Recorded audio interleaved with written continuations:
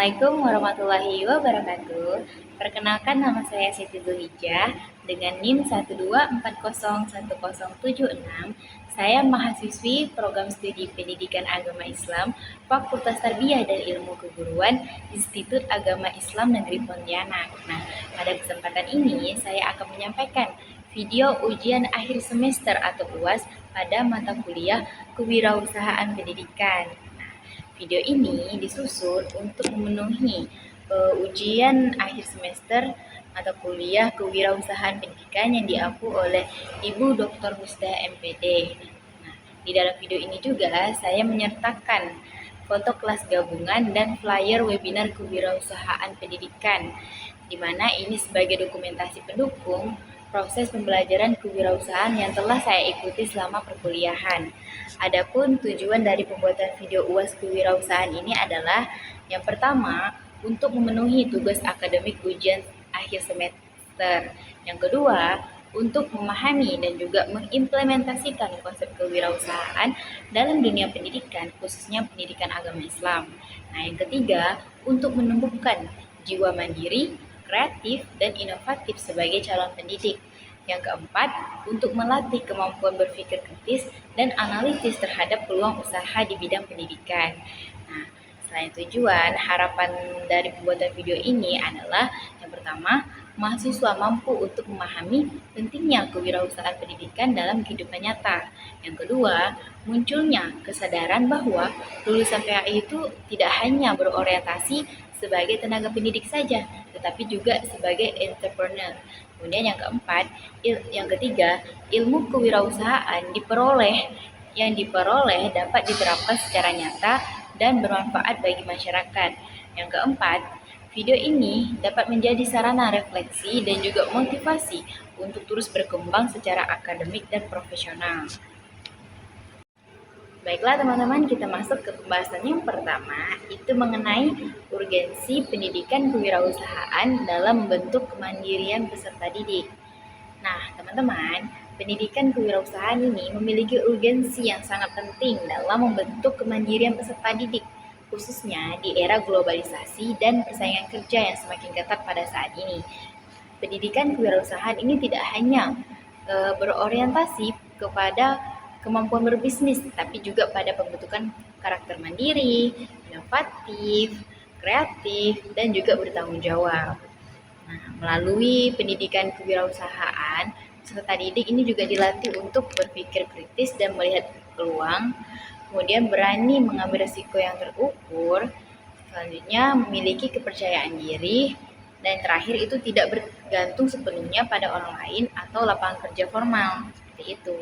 Nah, dalam konteks pendidikan Islam, kemandirian ini merupakan nilai yang sejalan dengan ajaran Islam, sebagaimana Rasulullah SAW menganjurkan umatnya untuk bekerja, berusaha, dan tidak bergantung kepada orang lain.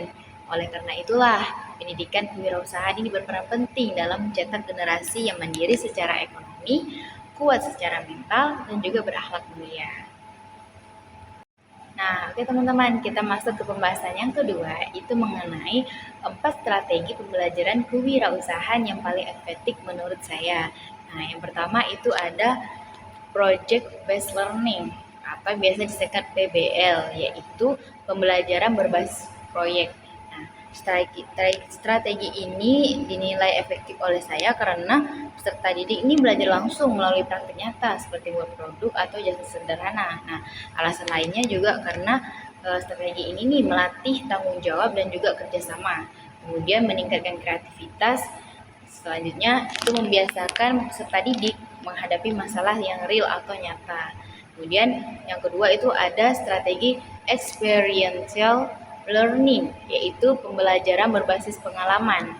Nah, strategi ini nih saya nilai efektif karena peserta didik belajar dari pengalaman langsung, baik dari keberhasilan maupun kegagalan. Nah, alasan lainnya juga karena strategi ini memberikan pemahaman yang lebih mendalam kepada peserta didik, kemudian melatih refleksi diri dan menumbuhkan mental pantang menyerah pada diri peserta didik.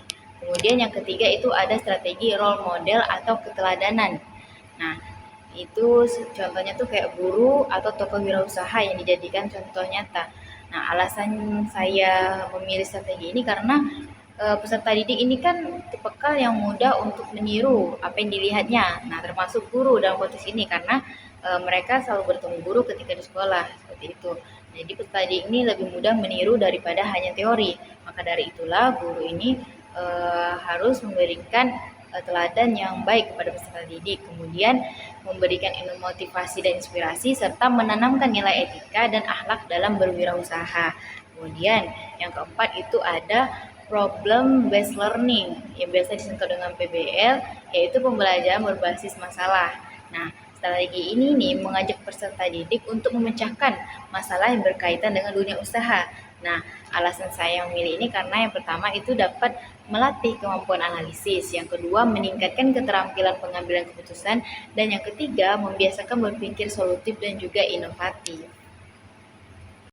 Oke, selanjutnya kita masuk ke pembahasan yang ketiga, yaitu mengenai contoh wirausaha dalam bidang pendidikan agama Islam beserta analisis peluang dan juga tantangannya. Nah, untuk contoh ini yang pertama tuh saya ada lembaga bimbingan belajar atau yang biasa kita kenal dengan bimbel. Nah, bimbel ini lebih fokus ke pendidikan agama Islam, di mana peluangnya itu tinggi karena tingginya kebutuhan pendalaman materi PAI oleh peserta didik.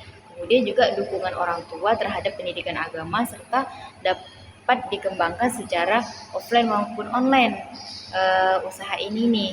Namun tantangannya itu juga lumayan. Yang pertama itu ada persaingan dengan lembaga lain. Kemudian ada juga perlu tenaga pengajar yang tentunya lebih kompeten dan juga profesional untuk mengajarkan kepada peserta didik.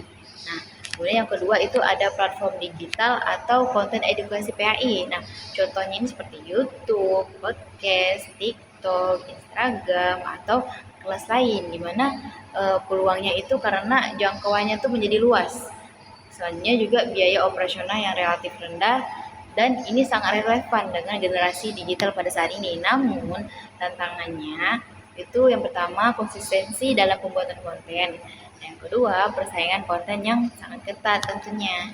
Nah, kemudian yang ketiga itu ada penerbitan buku dan media pembelajaran Islami. Nah, ini contohnya tuh seperti modul PAI, buku cerita Islami anak, atau media interaktif.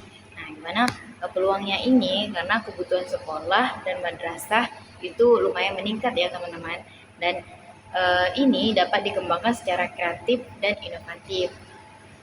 Namun tantangannya itu adalah yang pertama tentunya adalah modal awal produksi karena terkait penerbitan buku pastinya ada biaya produksi. Kemudian yang kedua itu strategi pemasaran yang kurang efektif sehingga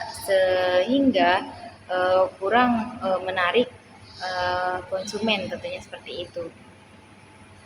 Jadi teman-teman, kesimpulannya kita sebagai calon pendidik PAI kita tuh tidak hanya dituntut untuk menjadi pengajar saja, tapi kita juga mampu menjadi pendidik yang mandiri, kreatif, dan juga berjiwa wirausaha, sehingga kita ini mampu memberikan manfaat yang lebih luas lagi bagi umat dan bangsa. Jadi tidak hanya sekedar mengajar di kelas seperti itu ya teman-teman. Baiklah, karena topik yang dibahas itu sudah selesai, saya cukupkan juga video tugas kali ini. Saya ucapkan terima kasih kepada Ibu Misda yang sudah menonton atau dosen lainnya dan juga teman-teman yang telah menonton, dan juga jangan lupa untuk memberikan komentar yang mendukung ya teman-teman. Sekian dari saya. Wassalamualaikum warahmatullahi wabarakatuh.